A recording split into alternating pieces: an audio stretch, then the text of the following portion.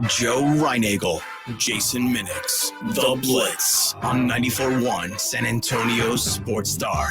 It is The Blitz here on 94.1 San Antonio Sports Star. He is Joe Reinagel. I'm Jason Minix.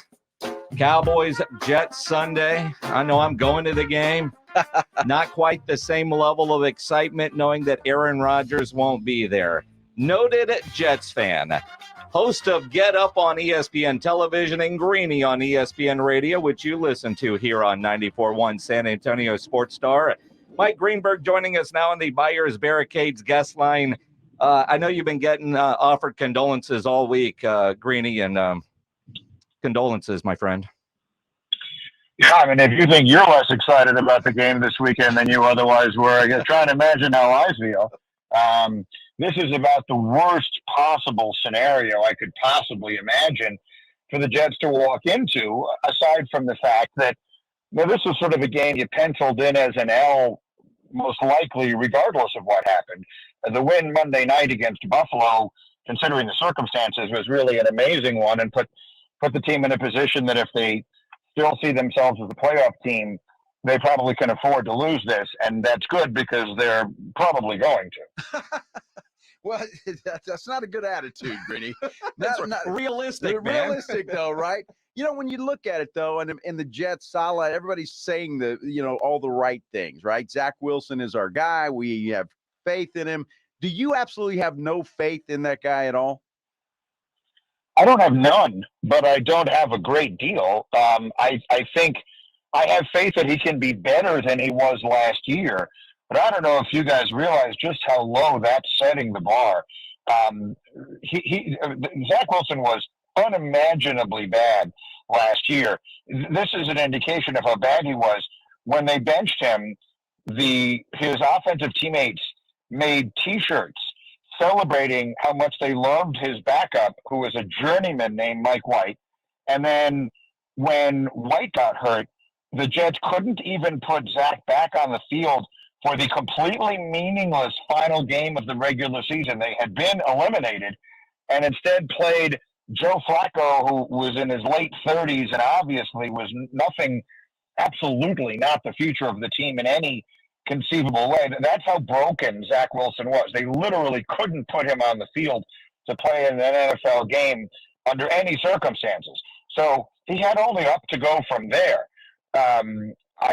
I don't think he is at all what you need a player to be for what they need. What the Jets need now is a game manager. They have an excellent defense. I think it's too early to say this with certainty, but I think the two best defenses in the NFL are probably going to be on the field on Sunday at this game. When you have an outstanding defense, when you have multiple really good running backs, what you need is a quarterback who's not going to make mistakes. And that's by no means what Zach Wilson has ever been. Zach Wilson is sort of a high-risk, high-reward kind of player at his best. The problem was that we were almost never getting the reward.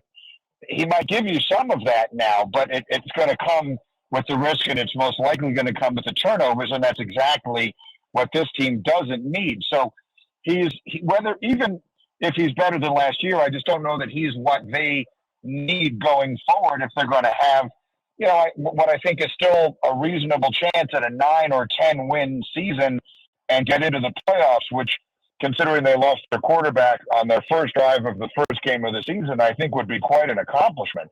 But this is a scary game, guys. I mean, after what that Cowboy pass rush did to Daniel Jones the other night, so much so that, I mean, when Micah Parsons is chastising the opposing coach for not getting his quarterback out of there, that is one of the most extraordinarily brash statements I've ever heard. But if you can back it up, then I don't have any issue with it.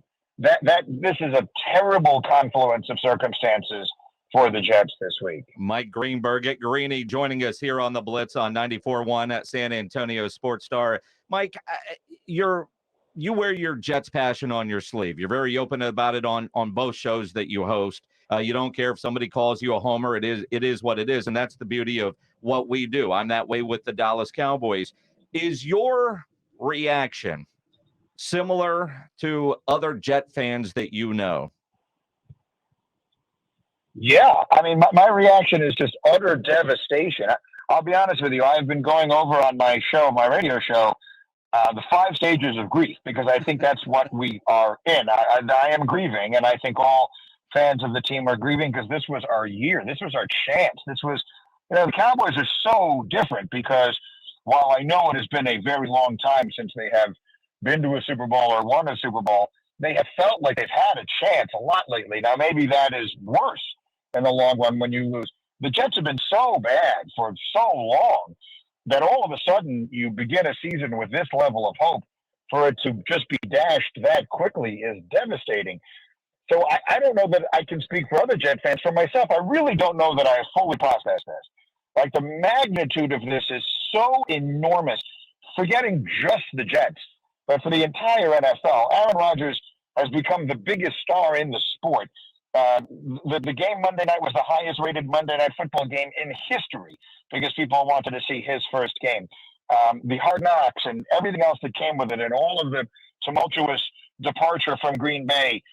This was the biggest story in the NFL, and for him to get hurt 4 plays in and be out for the season, like, there's almost no way to overstate the magnitude of that story. And to be completely honest, I'm not 100% sure I have fully grasped it. The term that people use these days is, have you processed it? I really don't know that I have. I think there is part of me that is still in a state of shock and in that first stage of grief, which is denial. And maybe it becomes real for me on Sunday afternoon at 4:30 my time, 3:30 your time, when Zach Wilson runs out there on the field and stares Micah Parsons in the face. I don't have any idea what I expect to happen, but frankly, it feels like one I'll be watching the way I watch a horror movie, like with one of my eyes closed and the other one kind of squinting. So it scares me to death, and I think all honest Jet fans feel the same way. Well, I was surprised, Greeny, when I was listening to your show yesterday. You said that you might have been in the anger stage. You said you were a little bit short with some of your staff and kind of grumpy as you went in. Are you still in that grumpy stage, or is your staff okay? No, I figured out that was really more about my staff than it was about me. It's just a pack of idiots that I'm dealing with on a daily basis. I don't know how in the world I'm expected. We call ourselves the hashtag crew because the name of the show is hashtag Greeny. And so once during a debate that I was having with our producer, whose name is Bubba, I said, listen, the show is not called hashtag Bubba. And he said, well, maybe it should be. And that is how they all became the hashtag crew. But hashtag Cam was playing just the most ridiculous, horrible, funereal songs, including John Denver's Leaving on a Jet Plane yesterday, which he chose exclusively because it has the word jet in it. Not only was it recorded before he was born, meaning Cam, it was recorded before I was born, and I'm old. So it was just such an incredibly stupid thing to do that my initial reaction was, I think I must be getting into the anger phase of grief. And then I realized, no, he's just a dope. And so that's, I think, where I have settled now. I think it's something in common with all the people on the other side of the glass that you're working with that goes that way. But at least you're out of the bargaining stage, Greeny, because at one point I heard you this week talking about you could take my Achilles, and then that led to a ridiculous conversation about a testicular contusion. That's right. So let's start with the first part. And I said it over the summer. I mean, take me instead. You can have my Achilles. Not that it's nearly as good as his, but at least it's intact. And if they could do some sort of transplant, I would gladly give my Achilles to Aaron Rodgers. So that if that's what a bargain is considered, then I'll gladly do it. As far as the other thing, there is nothing I love more than funny baseball injuries. My favorite story ever is how Ricky Henderson once fell asleep on an ice pack and missed a game with frostbite in August. That's one of my favorite stories ever. And there have been so many like that. And then this one, Yandy Diaz, the other day fouled the ball directly off of, it hit the ground and then hit him right up in the, private area. And he suffered what the diagnosis was that he had a testicular contusion. And so we asked the question, would you rather lose your quarterback, 4 plays into the season off of a Super Bowl team, or suffer a testicular contusion, and I would say, contused me. I mean, immediately. I've had all the children I'm planning on having. The risk level is low. I wouldn't be really missing that much, to be totally honest with you. I get far more excitement these days out of the Jets than I do out of anything like that. So let's go. I would gladly suffer through that. There's almost nothing I wouldn't. All kidding aside, this is so. It's just so sad because, look, I have no idea what the season was going to be like, but they weren't going to be terrible. And like I had this whole year of looking forward to so much every week.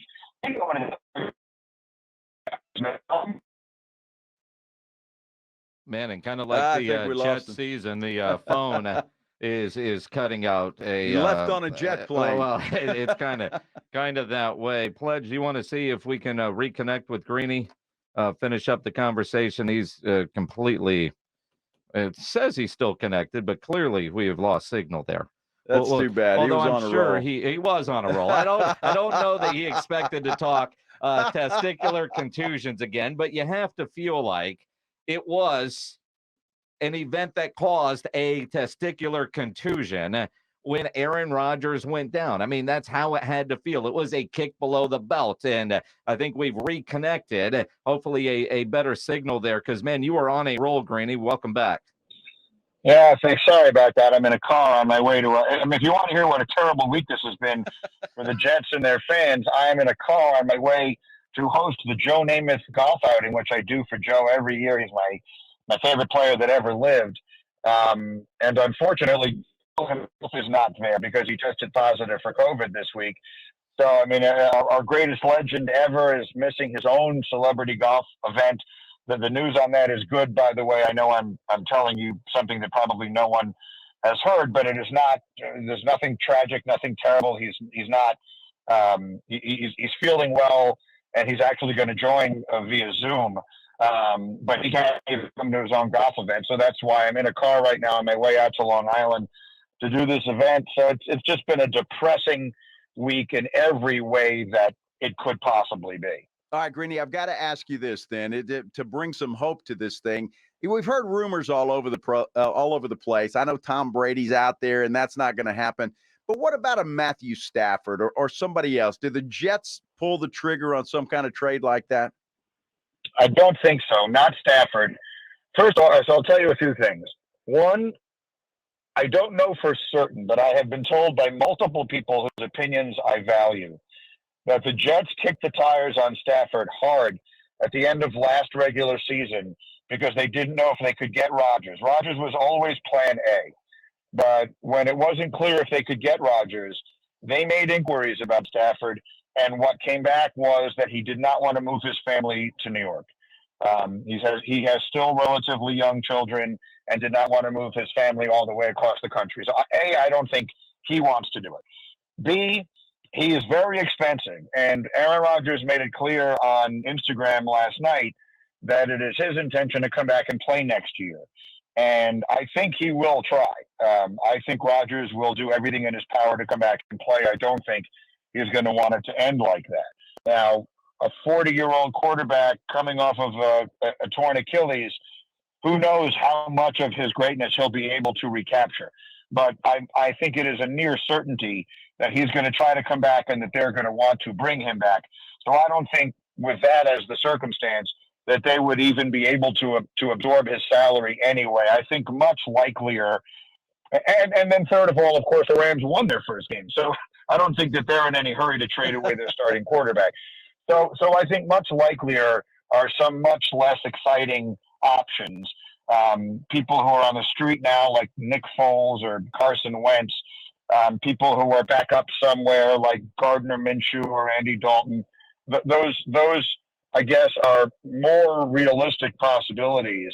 But I don't think any of the names I just gave you put the Jets in the Super Bowl. So I think their best bet is to hope that Zach Wilson plays representatively and gives them the chance with a loaded roster, as I said before, to win 9 or 10 games and try and get into the back end of the playoffs and hope that Rodgers comes back next year and they give it one more go. Mike Greenberg joining us here on the Blitz. You're talking to Cowboys country. We're the Cowboys affiliate here in San Antonio. Part of your stages of grief, talking through things in enemy territory. I don't know if you're going to have a big party for Sunday's Cowboys Jets game, but the Jets get a win if. Well, first of all, I'm definitely not having a party. I'm never setting foot in the screening room of our building again. If you have seen the pictures and the videos that we had from that game, what it is we live in a building in Manhattan that has a screening room downstairs that you can reserve. It's just first come, first serve. And so we reserved it, and we brought in a ton of food, and we had Damian Woody and Dominique Foxworth and Dan Graziano and Bubba, my radio producer, and my daughter and a bunch of her friends came over. My nephew came over, my wife and my dog. I'm telling you right now, I'm never setting foot in that room again. I'm not. I'm not doing it. It is the scene of far too much trauma for me. So I'm definitely not having a party. The Jets win the game if their defense is otherworldly good and Zach Wilson doesn't turn the ball over. I don't see any scenario in which the Jets win this game, 27-24. I think that the scenario in which the Jets win this game is if they win it 20-16. If the defense is so good that it holds Dallas to a bunch of field goals, that they turn the ball over. Dak throws an interception, which obviously we know has been such a focus of the Cowboys' entire offseason and everything else. And Zach Wilson doesn't turn it over, and the Jets find a way to make a big play somewhere along the line and run the ball consistently. The Jets do have excellent running backs in Breece Hall and Dalvin Cook and Michael Carter. And so they sort of control the time of possession a little bit, and they win a hard, slugged out, low-scoring game. I don't think that's impossible, but I think it's very unlikely because Dak Prescott is not a turnover-prone player. I firmly believe last year was an aberration. Zach Wilson is a very turnover-prone player going up against a defense that is as good at taking the ball away as any team in the league is going to be all year. So I think that's a very, very unlikely scenario, but I think it is their chance of winning. Watch them on Get Up. Listen to them here on 94.1 San Antonio Sports Star. Greeny, hope this was therapeutic for you. Appreciate you taking the time. Have fun at the event, even though Joe Namath won't be there, which is unfortunate, but glad to hear that he's doing well. Thank you. Yeah, and enjoy the game, guys. Thanks for having me on. It was a pleasure. Mike Greenberg on the Buyers Barricades guest line. Buyers Barricades provides traffic control, rental, and sales for San Antonio and beyond. Online at buyersbarricades.com.